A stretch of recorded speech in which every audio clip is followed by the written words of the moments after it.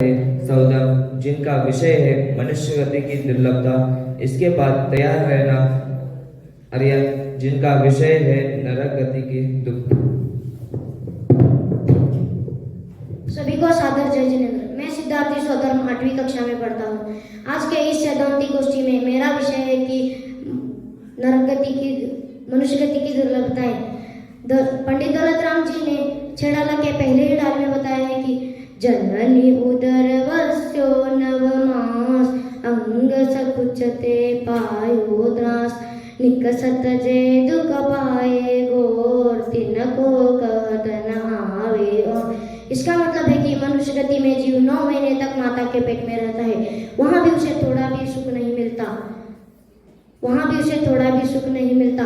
9 महीने तक शरीर को सिकोड़ कर रहने से तीव्र वेदना सहन करनी पड़ती है। तीव्र वेदना का मतलब है बहुत दुख सहना पड़ता है। और कभी कभी तो माता पुत्र को जन्म देते वक्त माता का अथवा पुत्र का अथवा दोनों का ही मरण हो जाता है। और तो और लोग जिसे पाप का बाप कहते हैं वे भी सबसे ज्यादा मनुष्य गति में ही होता है। मनुष्य बहुत ही जल्दी मिथ्यात्व के वश में आके घोर पाप करता है। अगर जीव कभी मोक्ष मार्ग पर नहीं चल पाया तो वे कभी आत्मा साधना कर ही नहीं पाएगा। अगर वे कभी आत्मा साधना नहीं कर पाया तो वे इन्हीं तीनों गति में भटकता रहेगा।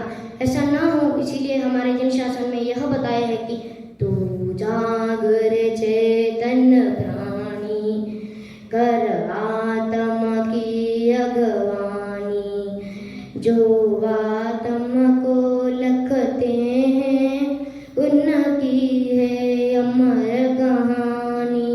इसका मतलब है कि तू जागृत चेतन प्राणी, इस मिथ्यात्व के अंधेरे से तू जाग और अपना मन सिर्फ आत्म के हित के लिए लगा। जो सिर्फ अपना मन आत्म के हित के लिए लगाता है अमर है उसकी कहानी। मतलब उसकी कहानी हम कभी नहीं भूल सकते। इसी तरह अगर लवण समुद्र के एक किनारे से एक दिन का और दूसरे किनारे से दूसरा दिन का छोड़ दिया जाए तो भविष्य तैरते भाग्यवश आपस में टकराना संभव है ही नहीं। उसी प्रकार हमें मनुष्य को गति दोबारा मिलना असंभव है। किसी महान पुण्योदय से हमको मनुष्य गति महान जिन धर्म मिला है तो हमें उसका उपयोग कर लेना चाहिए। अगर आत्मकल्याण के लिए सभी सुविधाएं प्राप्त है तो हम वह फिर भी नहीं कर रहे तो हमसे बड़ा कोई मूर्ख है ही नहीं। आप भी अपना आत्मकल्याण करें ऐसी मंगल भावना पाके मैं मेरा विषय समाप्त करता हूँ। जय जिनेंद्र। धन्यवाद। धन्यवाद भाई सौदम।